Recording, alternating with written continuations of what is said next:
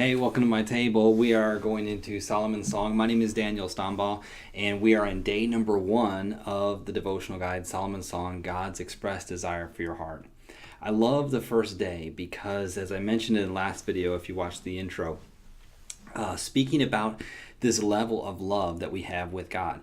And most of us grow up with this relationship idea that God is either this distant deity up on some platform somewhere, with the long white beard and eating crackers and watching daytime TV. Or he is this micromanaging employer and he is waiting for you to slip up or take an unscheduled break so he can crack down on you. Or he is a temperamental parent. And that's pretty much how we're taught to see God. You know that song, the Santa Claus song, you better watch out. You better not cry, you better not pout. I'm telling you why Santa Claus is coming to town. That's how we look at God. You better be careful because he's always watching you. The eyes of the Lord are in every place, beholding the evil and the good, and we come across with this version of God that's very performance-based acceptance. I'm okay with him as long as I'm performing. And truth is that couldn't be farther from the truth. The Bible talks about us having this relationship with God. Romans chapter 5 says, we've been given peace with God through Jesus Christ. He brought us into a relationship. We talk over references about calling him Abba Father, and all of these times we draw up close, and the God, the Father that we're taught to see looks so much different. The God we're taught to see oftentimes looks like the Godfather. Hey, Michael, I will do a job for you. And that's not what God is. He is your Father, and he's a loving Father. And so Song of Solomon is awesome because it really just jumps into this dynamic approach, and this is who God is, and this is who he's supposed to be for you. So we'll just jump right into Song of Solomon, chapter number 1 and verse number 1. Remember the last video we talked about how there's a difference there with the lyrics, the melody, and the message of any song. It's 3 parts, and Song of Solomon has all 3 parts. And the lyrics is the shepherd girl and the king. The melody is the sexual content. But in between those two is the message. What did the author, the artist, want you to hear about their song that they were trying to convey through the lyrics and the melody? And so let's look at the lyrics and the melody and the message of this first passage. Song of Solomon chapter 1 and verse number 2 says this: Let him kiss me with the kisses of his mouth, for thy love is better than wine. That statement just says it all. When you look at it, it's like, understand she is speaking now about this groom. She's speaking about him. And Song of Solomon is going to be a bunch of flash forwards and flashbacks and tells the story of these 2 people. But here she is speaking about him and her new relationship with him. And so she says, let him kiss me with the kisses of his mouth, for his love is better than wine. Now, a kiss is powerful. It's passionate. Wars have been started and ended because of kisses. A kiss is very personal between 2 people. And what she was saying is, I want to experience this act, because a kiss is a precursor also to a greater level of intimacy. She was saying, I want to experience this with him.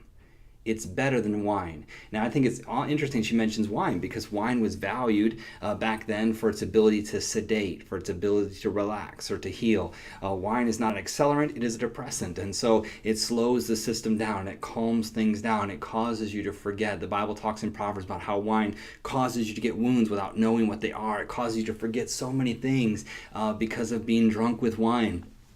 And she was saying, I would rather have his love for me than I would to have wine. Because, wine, as much as it was powerful back then as it is today, wine is also temporary. Wine doesn't ever make a problem go away. It just makes you relax enough to forget about it or not have it not seem as bad. And what she was saying was, I want your love for me more than anything else that's a temporal source.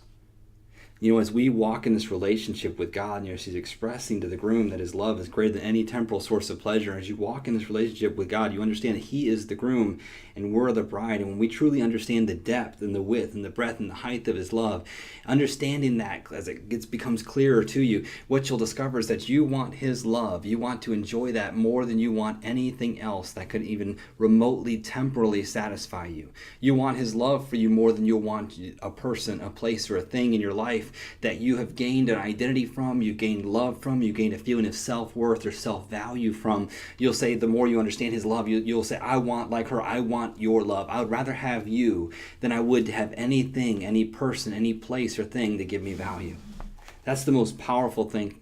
Because you know what? If you put your value as a person in what you have, things break. Things get stolen. If you put your value in what you have, the newest iPhone will get updated. The newest computer gets updated. The newest car becomes updated. And you're only as valuable as that next update has happened or will happen. If you put your value as a person in another person, people change. People leave. Relationships fall apart. People die. If my value as who I am as a man is tied up into another person, or who you are as a man or woman is tied up into another person, people will change, and you'll find yourself going from person to person to person, like that country western song, looking for love in all the wrong places. You're looking for value and sustainability in somebody, and it's only going to last as long as that person can last. But truth is, people can't last because you and I can't last. If you put your value in a job that you do, in what you do, jobs lay off. Departments close. Physical handicaps happen to where you can no longer do a job that you were used to doing or what you found value in doing. If that's the case, you find yourself empty and broken. And I love what she does, because as we get into this book, you're going to see her go through all of this stuff, right? She's going to be going through all of these journeys. She's going to tell her story. And when you get to see her story, what you discover is, man, this girl has gone through a lot of stuff to reach this conclusion that she's looking for value in the King. And you and I search for God will ultimately come full circle when we realize that our value as a person is not in who we are, but in whose we are. We belong to Jesus Christ, and our value is tied up in Him and in Him alone. He's the source of it. Let me ask you a question, because every video I'm going to ask you this question, but what sources have let you down in your search for love? What sources that you have let you down in your search for love and for identity and if you're searching value? Because ultimately, we only become satisfied when we can look at God like she looks at the King in this passage and say, I'd rather experience that personal, passionate love with you than with any other thing, because every other thing is not going to last. It's not fair for us to ask somebody to be what God was meant to be in our life. It's not fair to demand from an object or from a job or a thing or a place that it become for us what God can only be. We have this hole that's God-sized, and it's only He can fill it, and we can go on this never-ending journey of trying to get it filled with people, places, and things, but it's ultimately lead us disappointment, sadness, depression, disgust.